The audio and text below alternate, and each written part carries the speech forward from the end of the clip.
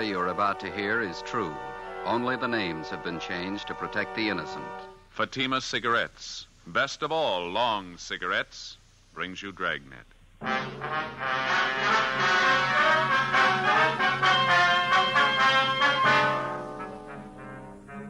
You're a detective sergeant. You're assigned to missing persons detail. A 10-year-old boy disappears from his home in a remote section of the city. 2 nights and 2 days pass. There's not a trace of the boy. Your job, find him. Friends, compare Fatima with any other king-size cigarette. You'll find a world of difference. Yes, in Fatima, the difference is quality. Quality of tobaccos. The finest domestic and Turkish varieties. Extra mild, superbly blended. To give you a much different, much better flavor and aroma. Quality of manufacture. Smooth, round, perfect cigarettes. Rolled in the finest paper money can buy. Manufactured in the newest and most modern of all cigarette factories. Quality. Even to the appearance of the bright, clean, gold and yellow package. Carefully wrapped and sealed to bring you Fatima's rich, fresh, extra mild flavor. So compare Fatima yourself today. You'll find Fatima's now cost the same as other long cigarettes, but your first puff will tell you... Ah, that's different. Yes, in Fatima, the difference is quality. Buy Fatima.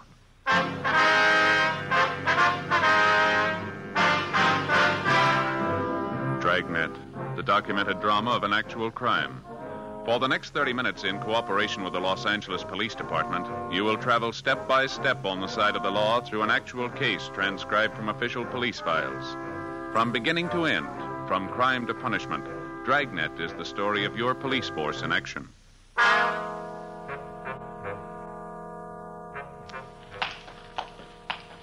was Wednesday, August 4th. It was hot in Los Angeles. We were working the day watch out of Juvenile Bureau.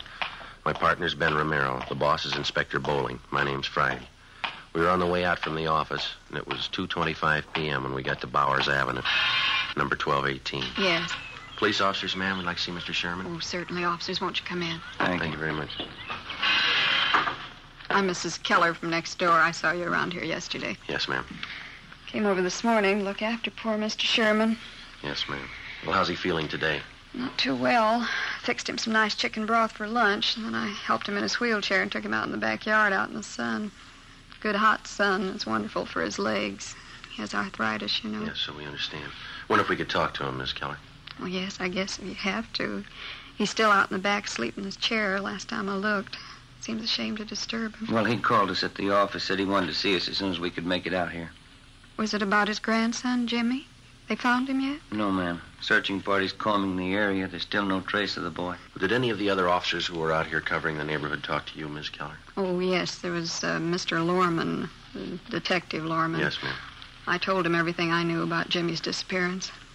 It was right after dinner hour on Monday. About 6:30 last time I saw Jimmy. I see.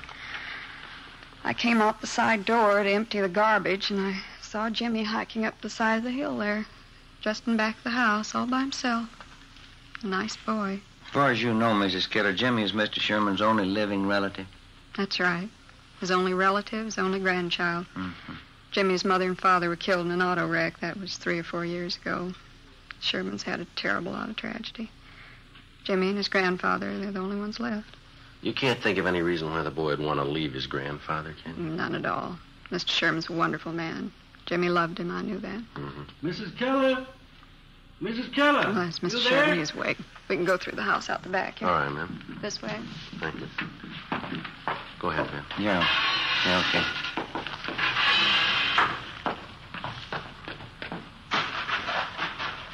Visitors for you, Mr. Sherman. How are you feeling? All right, I suppose. Hello, Sergeant. How are you, Mr. Sherman? What about the boy? Have you found him yet? Well, nothing yet, Mr. Sherman. We've added more men to the searching party. We're doing everything we can. Gone 2 nights and 2 days. Tell me the truth, Sergeant. What's happened to the boy? Well, right now, we don't know any more about it than you do, sir, but that's no reason to give up hope. You told us yourself yesterday that Jimmy's been missing once before. It turned out all right that time. He wasn't gone for 2 nights and 2 days. Maybe you'll just say I'm old and I've got funny ideas, but I got a feeling, Sergeant, something's happened to Jimmy. Something's happened and I can't do anything about it. You just put those thoughts out of your head, Mr. Sherman. They're going to find Jimmy and it's going to be all right. Why don't you pull up those lawn chairs there, Sergeant? All right. I'm going to go in the house and fix some cold lemonade for you men. Well, thank you, ma'am. We got your phone message at the office, Mr. Sherman. Anything special you wanted to talk to us about? Yes, there was something. When you were talking to me yesterday, Yes, sir. I told you that Jimmy had on a brown jacket when he disappeared Monday night. Yeah. I was wrong, Sergeant. We found the jacket in his room. All he was wearing was a pair of blue jeans and this white sweatshirt. Do you think that might help any? Yes, sir, it might. We'll send out a supplementary description of his clothes. We'll see that everybody's notified. Just wish I could be out there with the searching party. Arthritis is pretty bad today. Caught me at a terrible time. Don't know what I'd do if anything happened to the boy. I know we've asked you this before, Mr. Sherman, but can you think of any reason at all why your grandson would want to leave home? No, sir, no reason at all. Those 2 collie pups over there in the pen. Jimmy just bought them last week with his own money.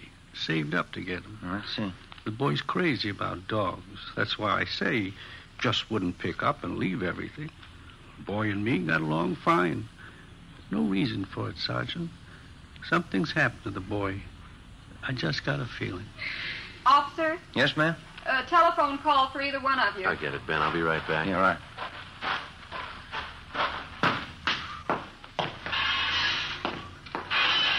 The man said it was your office calling. Thank you, Miss Keller. Where's the phone? Telephone straight back there in the hall. Thank you very much.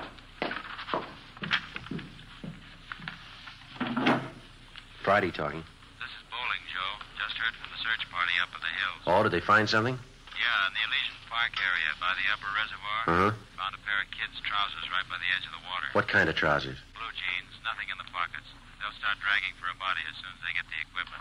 Check it out with the grandfather, huh? See if the boy was in the habit of hiking up there around the reservoir. Right. We'll call in just before we leave here. Right, Joe. Right, bye.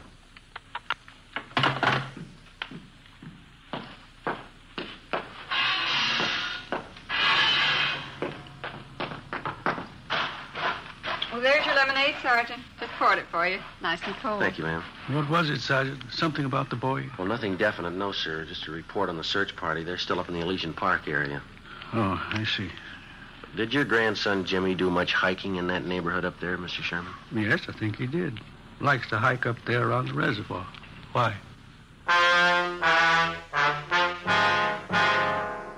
The name on the 316 report, missing juvenile, read James Philip Sherman, WMA, 10 years old. He lived with his 68-year-old grandfather, Oscar Sherman, in a small cottage in a sparsely populated section of the city.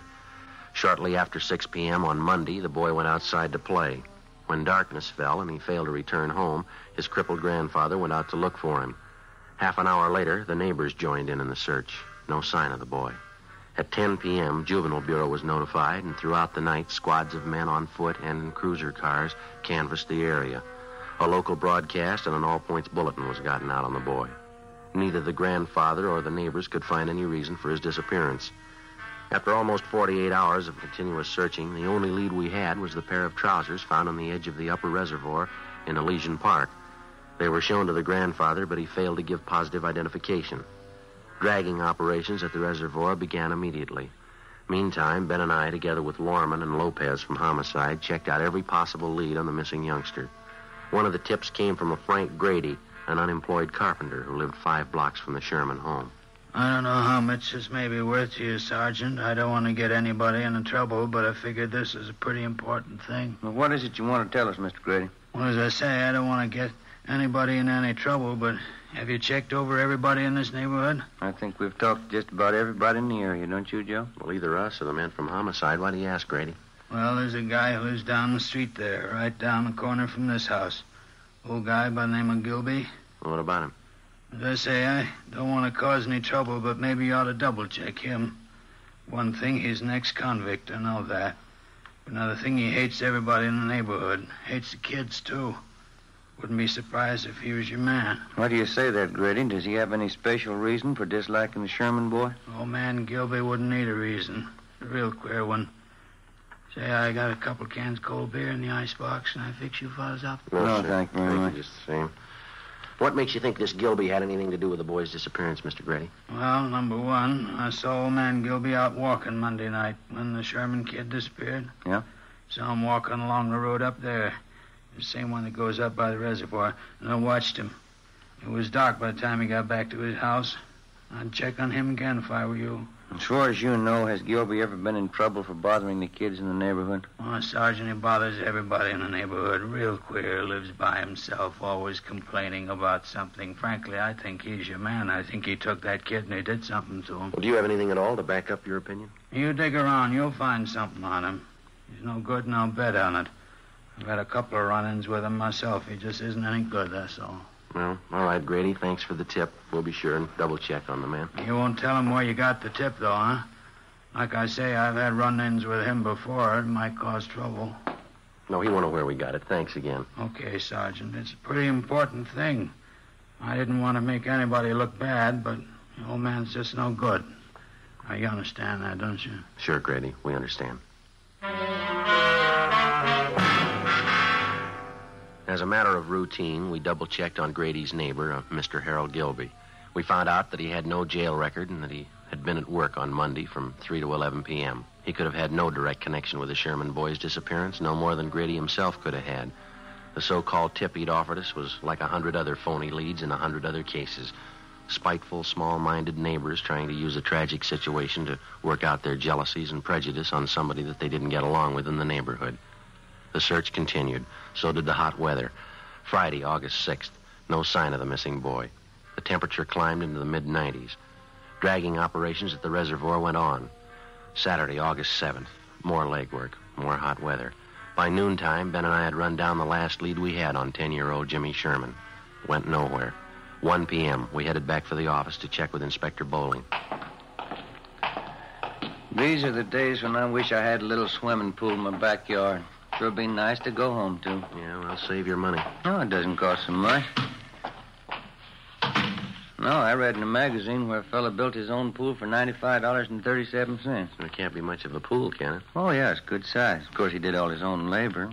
Had all his friends in to help out. He must have had a lot of friends, didn't he? Yeah, he did after he finished the pool. Friday, Ben? Hi. Oh, hi, Skipper. How'd you two make out? Anything? No luck at all. It makes it unanimous. Did you hear about the old man, the boy's grandfather? No, what happened? I guess the strain got too much for him. He collapsed. They're moving him to a hospital. Oh, that's too bad. Right. Our men still up there dragging that reservoir? Finished this morning. Nothing. Well, how about the search party? Nothing there either, I suppose. Huh? No, not a trace of the boy. It's a blind alley all the way around. How about the APB, the radiogram? Had 3 replies so far. None of them panned out. Here, grab it. Juvenile Bureau, Bowling. Yeah, Fred. No good, huh? Yeah, all right. Check you later. I heard it once. I heard it 50 times. No trace of the boy. Got me, Skipper. Something real weird about the whole thing. Well, now, look, we know he didn't just disappear into thin air. Kid's gone. There's a good reason for it. There's got to be an answer somewhere. That's right. You'll find it. Another week passed, and then a month. 2 months. We were no farther along than the day we started on the case. In November, we had a teletype from Chief Earl O'Clair of the Phoenix, Arizona Police Department. Reportedly, the Sherman boy had been seen in Phoenix. It was another false alarm. The Christmas holidays wore on into a new year. February came and went, then March, April. Tuesday, May 3rd, 1:40 p.m. Ben and I got a call to check in with Inspector Bowling. This telegram just came in from Dayton, Ohio. Have a look. Thank you. Let's see, Joe. What is it? Jimmy Sherman. They found him. 9 months had gone by, almost to the day, since the Sherman boy had disappeared. The grandfather was contacted immediately. When he was told his grandson had been found and that he was safe, the old man was unable to answer. He broke down and wept. In our communications with the Dayton, Ohio police, they told us that the boy had been found wandering along a highway just outside that city and that he'd appeared to be in a kind of a dazed condition. The boy told the Dayton officers that he'd been kidnapped a short distance from his home in Los Angeles by a man in a blue sedan. He gave them detailed descriptions of both the man and the car. He told them that for the past 9 months, the man had held him prisoner, driving from state to state, never letting the boy out of his sight. He said the kidnapper told him on several occasions that he was holding him for ransom and that he was waiting to get money from his grandfather. On May 8th, the youngster was returned to Los Angeles and reunited with his grandfather. On May 10th, we got a call from the grandfather that he wanted to talk to us. Ben and I drove out to see him. Come right in, officers. Glad to see you. How are you, sir? All right, Mr. Sherman. Sorry to cause you all this trouble chasing you out here like this. Not at all, sir. What is it that you want to see us about? Well, I'm not really sure about it, Sergeant. That's the whole thing of it. I don't know if it's me or what it is. Well, what's bothering you, Mr. Sherman? It's the boy, Jimmy. I don't know what to think.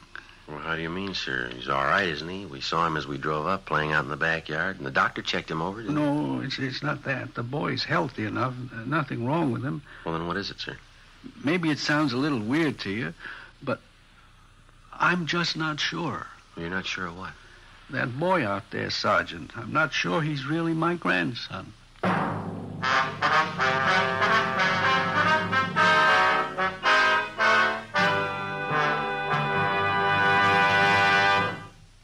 You are in the communications division of a metropolitan police department, the teletype room.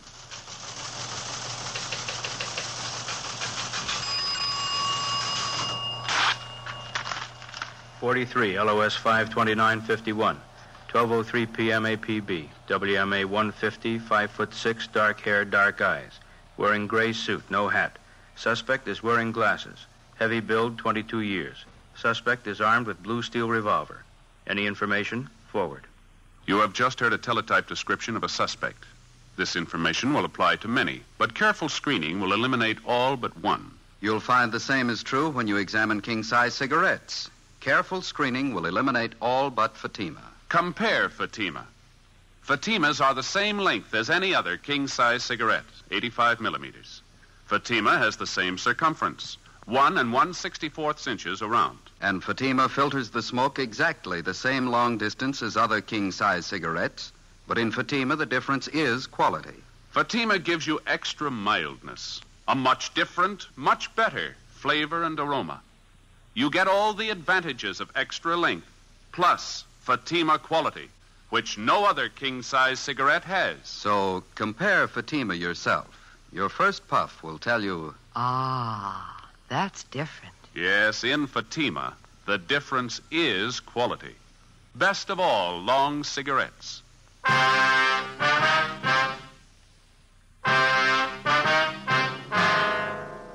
Tuesday, May 10th, 2 p.m. When the aging grandfather, Oscar Sherman, told us that he wasn't sure whether the recovered boy was really his grandson, Ben and I didn't know what to think. Our first reaction was that the shock of recovering the boy after he'd almost been given up for lost had been too much for the old man. Mr. Sherman admitted that there was no physical difference in the boy as far as he could see, but he still insisted that there was something wrong, that the boy seemed different somehow. To satisfy the grandfather, Ben and I talked to the boy, but he failed to give us any reason to believe that he was not Jimmy Sherman. We checked with the boy's friends, all the people in the neighborhood who'd known Jimmy over a period of years. They confirmed our opinion. A few thought that the youngster had changed a little, but no one had any serious doubts about it. The boy was really Jimmy Sherman. So the matter was dropped. Thursday, May 12th. Ben and I had lunch, and then we checked back in at the office. Joe, want to grab that? Yeah, I'll get it. Juvenile Bureau, Friday. Sergeant, this is Mr. Sherman talking. Yes, sir. Mr. Sherman? Yes, sir. How are you? I want you to come out and take this boy, Sergeant. He's not my grandson. I'm sure of it. Well, how do you mean, sir? This boy's got a scar on his side. He's had his appendix out. Yes, sir. My grandson never had an operation in his life. Before we left the office, Ben and I briefed Inspector Bowling on the phone call from the grandfather, then we drove back to the Sherman house. While Oscar Sherman didn't claim that he knew his grandson's complete medical history, he was certain that the boy had not had his appendix out and that he had not had an operation. He told us that his neighbor, Mrs. Keller, could substantiate that she had known Jimmy since he was a baby. We put in a call to the Sherman's family doctor. He wasn't in. We left a message, and then we went next door to see Mrs. Keller. We found her in the kitchen washing dishes. I just got a couple more to rinse. Can you wait a minute? Yes, go right Of course we can.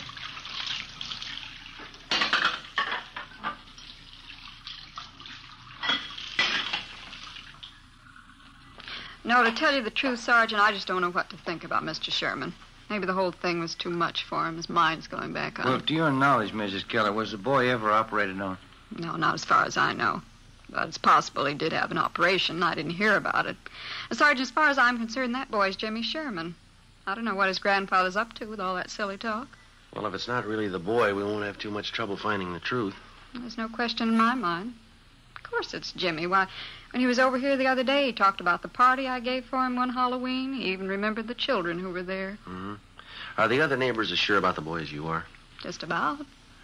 Miss Foster down the street, Jimmy was in to see her yesterday. He talked about some changes she'd made in her living room, asked her about some relatives she has living out of town. Mm-hmm. Come to think about it, Jimmy even remarked on that new trailer rose I planted out in front. Besides, as the boy's dogs, why, they knew that youngster the minute he set foot in the yard. Yes, ma'am. Well, thank you very much, Mrs. Keller. If we have any more questions, we'll contact you. Is that all right? All right, Sergeant. Couldn't fix you a cup of coffee, could I? Oh, no, thank you, Miss Take Keller. your time now. Poor old Mr. Sherman. I don't know what to make of it. He's so mixed up. Yes, ma'am. So are we. We left the neighbor, Mrs. Keller, and went back next door to the Sherman house. The grandfather told us that the family doctor hadn't returned our call yet. At 3:30 p.m., the boy came home from school, changed his clothes, and went out into the backyard to play. We figured we had nothing to lose in talking to the boy again. We found him in the small workshop at the rear of the garage where he was sawing on a piece of plywood with a hacksaw. We talked to him for about 20 minutes. It was no different than the first time we interviewed him. He was relaxed and talkative. Say, would you hand me that hammer there, officer? Oh, yeah. Yeah, here you go. Thanks. Boy, if I ever get this thing finished, it's going to be the best coaster around here. These are the wheels I'm going to put on it. Pretty good, aren't they? Yeah, they look fine, son. Do you like building things, coasters and things like that? Oh, yeah, I like it all right. It's fun. Your granddad says you've changed quite a bit since you got back, Jim. Says you didn't like working around the shop here before. Well, I guess I don't really. You know, once in a while I like to come out and fool around. Mm-hmm. Have you seen Mr. Barlow down the street since you've been back? Mr. Barlow? No, I went down to see him, but he wasn't home. Maybe I'll go down and see him tomorrow. His name isn't Barlow, is it, Ben? I thought it was Robinson. Oh, yeah, that's right, Mr. Robinson. Sometimes I forget. How do you and your grandfather get along, Jim, all right? Oh, sure, every once in a while looks kind of funny at me. I don't know. I guess he's still worried about that man taking me away, you know, and all. Uh-huh. How you been feeling lately, Jim, okay? Sure, I feel fine. Hardly ever get sick. That's good. You ever been in the hospital, son? Uh-huh, just once. Had my appendix out. I hate hospitals. Can I have that can of nails there, please? Oh, yeah. Yeah, here you are. Gotta make this good and strong, you know. I'd like to ask you a question, son. Yeah? What's your real name? I'm Jimmy Sherman, you know that. No, I'd like to have the truth, son. Who are you? You must be fooling, officers. You know who I am. Jimmy Sherman. No, Jimmy Sherman never had his appendix out, son, but you did, and you've got a scar to prove it, haven't you? Sure, I had my appendix out. Ask my grandpa, he'll tell you. I'm afraid he won't, son. He says he's not your grandfather. He says you don't belong here. His grandson never had an operation in his life. How about it, son? You want to tell us about it? Oh, Grandpa isn't feeling well. He doesn't know what he's saying. Well, he knows you're not his grandson. Now, come on, what about it, son? All right. I'm not Jimmy Sherman.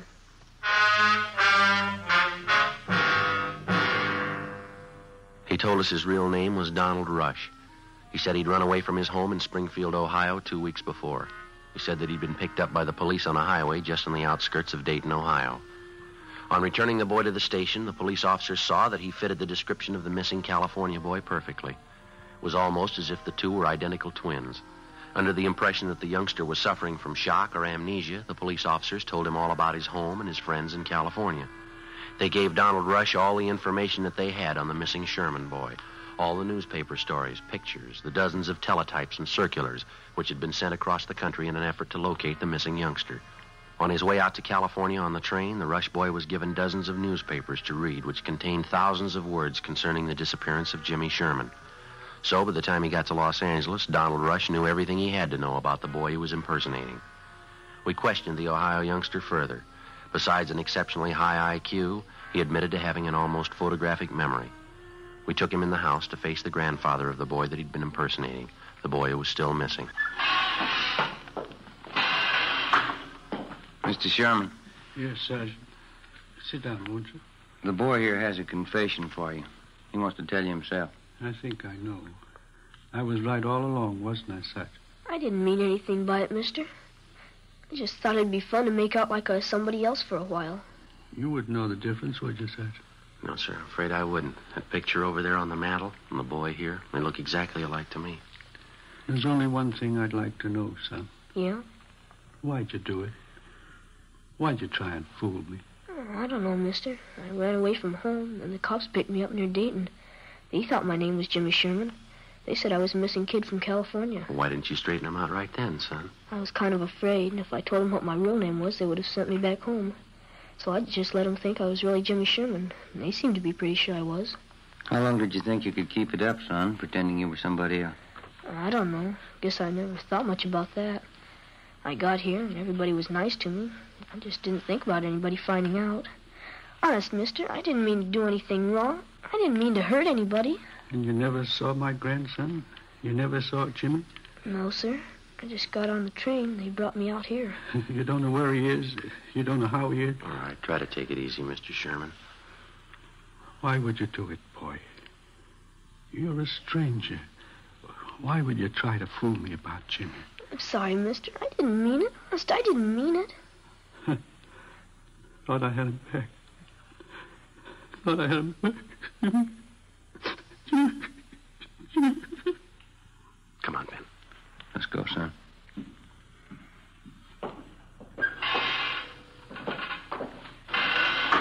I didn't want to make him cry like that, Sergeant. Honest, I'm sorry.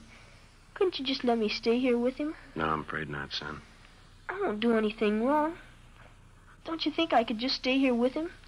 I'll go right back in there now and tell him I'm sorry. Yeah, I'm sorry too, youngster, but you're not the boy he's looking for.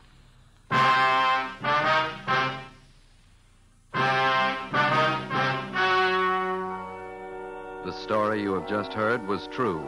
Only the names were changed to protect the innocent. On Wednesday, May 20th, a meeting was held at the Juvenile Bureau, City and County of Los Angeles, State of California. In a moment, the results of that meeting. And now here is our star, Jack Webb. Thank you. Friends, I hold in my hand a new pack of Fatimas. All I need to prove that Fatima is the best of all long cigarettes. Now here on the side, you'll find this statement. Fatima contains the finest Turkish and domestic tobaccos, superbly blended to make Fatima extra mild. Fatima gives you all the advantages of extra length, plus Fatima quality, which no other king-size cigarette has. So tomorrow, buy a pack of Fatimas. I know you'll find that in Fatima, the difference is quality.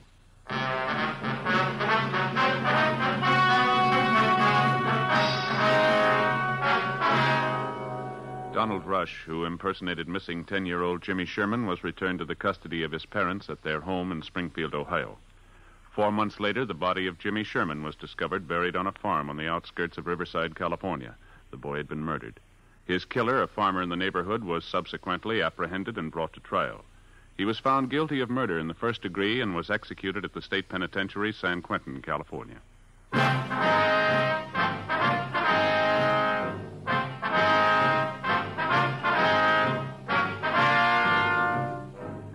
You have just heard Dragnet, a series of authentic cases from official files. Technical advice comes from the Office of Chief of Police W.H. Parker, Los Angeles Police Department.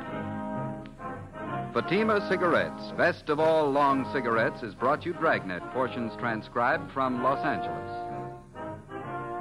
Stay tuned for Counter Spy, next over most NBC stations.